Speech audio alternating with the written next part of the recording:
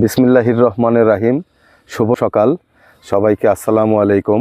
দর্শক, এই মুহূর্তে আমি যে মরিচের গাছটি ধরে আছি, এটি প্ল্যান্টেন এগ্রো লিমিটেডের যুগান্তকারী একটি জাত মিকাশা।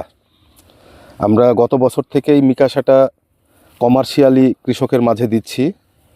আমি যে জমিটির সামনে দাঁড়িয়ে আছি বা বসে আছি, এটি হলো আমাদের গাইবান্ধা জেলার ফুলছড়ি উপজেলার দুদু ভাইয়ের ক্ষেত। উনি 33% জমির মধ্যে 20% করেছেন ডিজি 1717 আর 13% এই মিকাশা জাতের মরিচের উনি আবাদ করেছেন।